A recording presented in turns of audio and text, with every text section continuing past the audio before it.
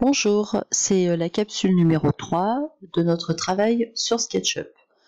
Donc voilà, je reviens dans mon projet où j'ai importé le plan en DWG, mais également le plan en format image, donc d'un local commercial. Alors nous allons continuer. En premier, je vais enregistrer ce fichier afin de ne pas perdre le travail que j'ai fait. Donc je vais dans le menu fichier qui est tout en haut et je fais enregistrer, CTRL S, voilà, et donc là, voilà, je vais l'enregistrer dans mes documents. Donc je l'appelle local commercial.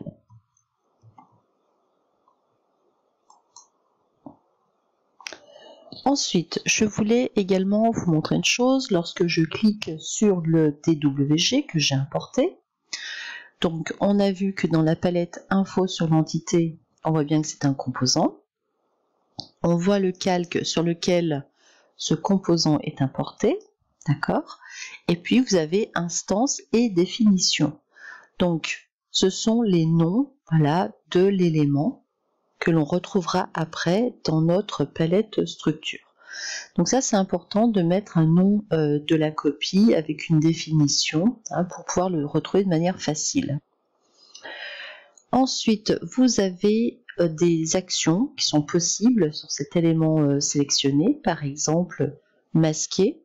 Voilà, on peut masquer comme ça un composant de manière rapide. Et on a également la possibilité de verrouiller un élément. Si je clique sur verrouiller, vous voyez, il passe en rouge. Donc, une fois qu'un composant ou un groupe passe en rouge, vous ne pouvez plus le modifier ou le déplacer. Donc, ce qui peut être aussi intéressant quand on travaille sur l'élément. Et masqué, vous allez voir, voilà, mon élément a disparu. Pour retrouver les éléments que l'on masque, vous avez deux possibilités. Soit vous allez dans édition révéler, dernière tout, voilà. Et sinon, vous pouvez également passer par la palette structure. La palette structure, vous verrez à l'intérieur les composants et les groupes. Notamment, voilà, mon local commercial. Si je clique dessus, je vois apparaître là dans info sur l'entité les éléments et clic droit, révéler. Donc on utilise la palette structure pour révéler, masquer des composants et également les sélectionner, car lorsqu'on clique dessus, c'est sélectionné en bleu sur le plan.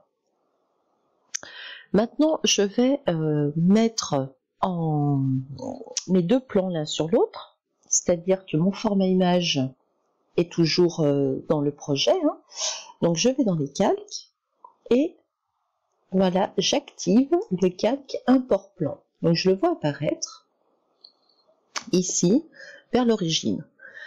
Mon DWG, je vais le superposer dessus. Donc je sélectionne le DWG, je prends l'outil ici déplacer, donc dans la palette grand jeu d'outils, et puis je clique un point précis pour le positionner, voilà, sur l'image que j'avais importée tout à l'heure. Alors, on va essayer de le positionner le plus précisément possible, voilà. Donc comme ça, vous pouvez également maintenant avoir toutes les cotations, ainsi que, voilà, les accroches précises du DWG. Maintenant, nous allons pouvoir tracer dessus avec les outils SketchUp et créer une modélisation. Alors, pour ce faire, donc déjà, voilà cet élément-là, donc ça c'est l'image, d'accord. Et puis, si je sélectionne le DWG, hop, je clique un peu plus loin, voilà, je fais un clic droit et je le verrouille. Voilà, déjà, mes éléments sont verrouillés, je ne risque pas de les déplacer. Ensuite, je vais me créer un nouveau calque qui sera propre au projet. Donc, je vais dans la palette des calques, je clique sur le petit plus et je l'appelle projet.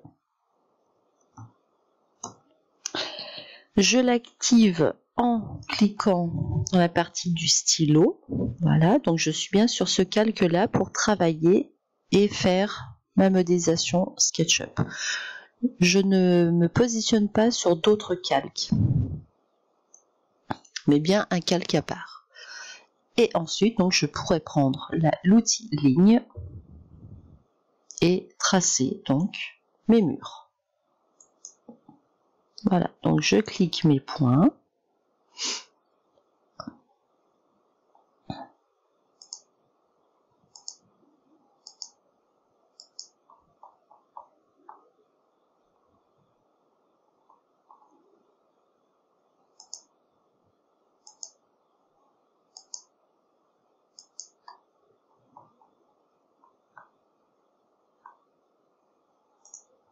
Et j'ai une surface qui se crée.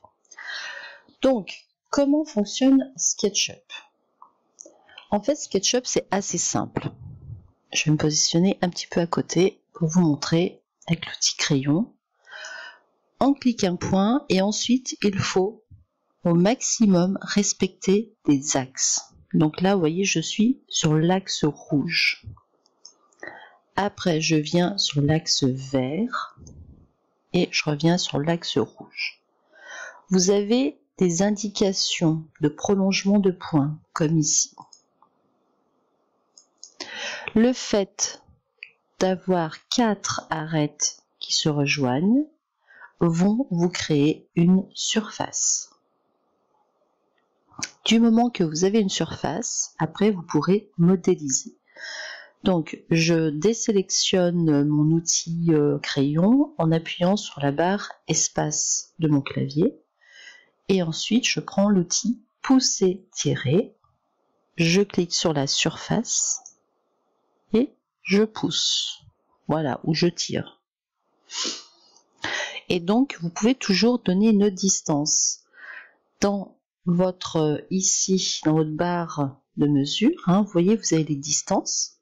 Donc vous tapez au clavier, par exemple 2,50 m, donc 250 cm, entrée. Voilà, vous avez maintenant un élément qui mesure 250 cm de hauteur. On vérifie. Voilà. Donc en fait, le principe est très simple. Il suffit de créer des surfaces pour pouvoir, après, modéliser des géométries 3D. Donc là, j'en ai une. D'accord? Maintenant, je reprends mon crayon et je vais voir si je peux en créer d'autres. Alors, selon, soit vous prenez le crayon, si c'est quelque chose qui n'est pas, comment dire, rectangulaire, parfaitement, des décrochés, vous voyez.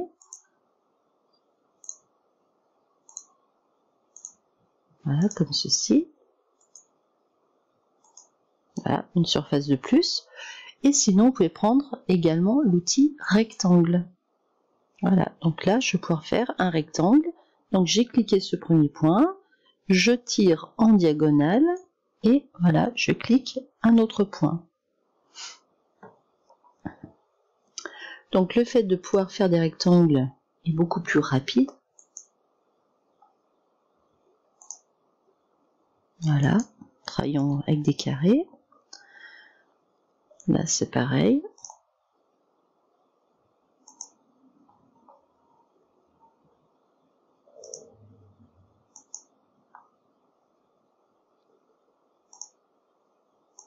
Voilà, donc je fais toutes les parties du mur extérieur et puis voilà, vraiment le mur brut, d'accord?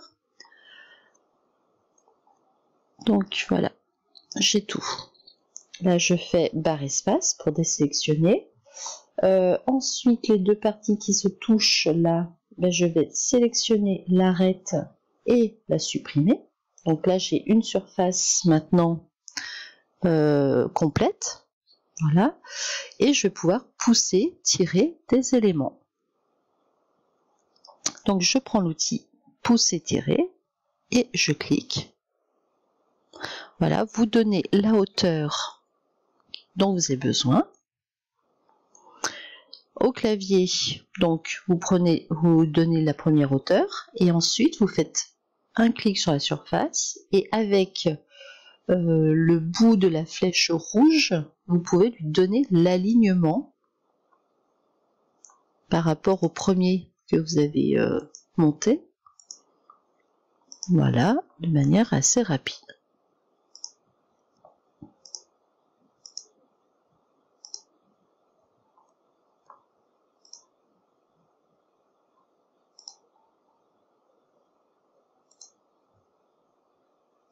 Voilà, j'ai tous mes murs, hein, le béton de tous mes murs. Une fois que ça c'est fait, par espace pour désélectionner mon outil. Ensuite, je vais masquer donc les calques qui ne m'intéressent pas. Voilà. Et je vais faire une sélection de l'ensemble. Donc avec la souris, vous voyez, je prends d'un point à un autre en diagonale, toutes soit bien en bleu. Clic droit, créer un groupe. Ce groupe, dans ma palette info sur l'entité, je le nomme, voilà, mur extérieur.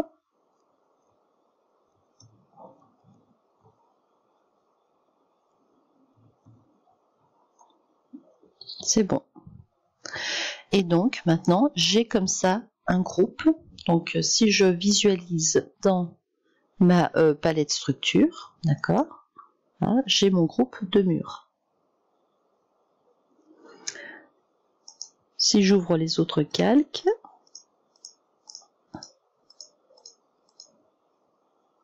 voilà.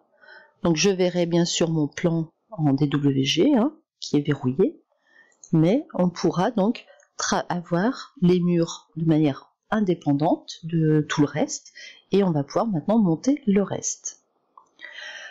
Donc c'était la capsule numéro 3, comment gérer ces plans, comment les mettre l'un par-dessus l'autre, et puis surtout comment faire un tracé et monter les surfaces de ce tracé.